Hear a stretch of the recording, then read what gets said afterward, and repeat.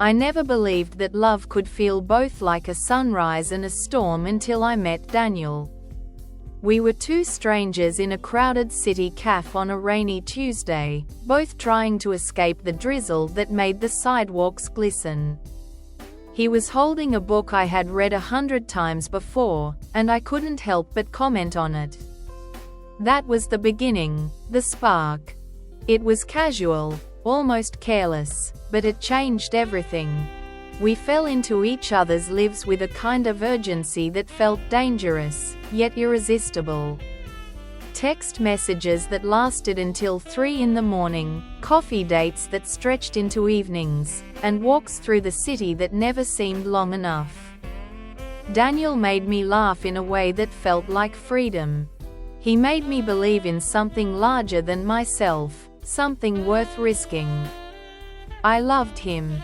I really, deeply loved him. At first, it felt like the universe had finally given me what I deserved. But love, I would soon learn, doesn't always stay pure.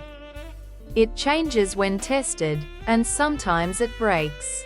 The first cracks appeared subtly: late replies, cancelled plans, a strange distance in his eyes. I convinced myself it was stress from work. I told myself love meant patience, understanding. But inside, a quiet voice was whispering, something is wrong. And then, one evening, I saw it. His phone lit up on the table when he went to the kitchen. I hadn't planned to look, but my eyes betrayed me. Her name appeared, followed by a heart. My hands trembled, my chest tightened. When he returned, I pretended I hadn't seen. But the world I thought we had built was already crumbling. Days later, the truth arrived, not from his lips but from the silence between us. His touch was colder, his laughter hollow. I confronted him, my voice shaking, and he confessed. There was someone else. It wasn't just a mistake, he said. It was something he couldn't let go of. I remember that night vividly. The street lights outside painted golden stripes on the walls as I packed my things into a bag. He sat on the couch, head in his hands, saying nothing. I wanted him to fight for me, to beg me to stay, but all he offered was silence. And that silence broke me more than the betrayal itself. Walking out of his apartment felt like tearing my heart from my chest. The city outside was alive, people laughing, taxis honking, neon signs glowing, but inside, I was a ghost. I wandered the streets, replaying every memory, every kiss, every promise. How could love, so bright and full, dissolve into ashes?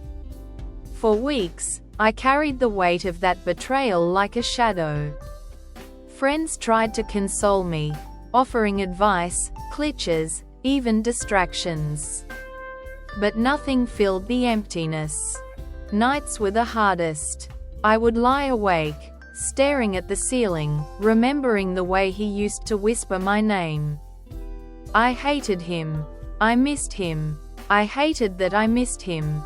Then one evening, I went back to the cafe where it all began. I sat at the same table, ordered the same coffee. The rain outside was identical to that first day, as if the universe had rewound the clock. But Daniel wasn't there. Only me, alone with my thoughts. And that's when I realized something. Our love, though broken, had still mattered. It had taught me the intensity of connection, the vulnerability of opening myself up, the beauty of laughter that shakes your whole body. Even in betrayal, there was a strange kind of gift. It had shown me what I truly deserved, and what I would never accept again. Months passed.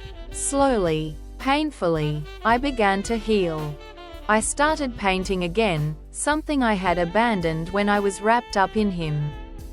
I traveled alone for the first time, wandering unfamiliar streets and finding comfort in my own company. I learned to enjoy solitude, to sit in quiet without feeling empty. One day, I saw Daniel from across the street. He was with her, the woman who had taken my place.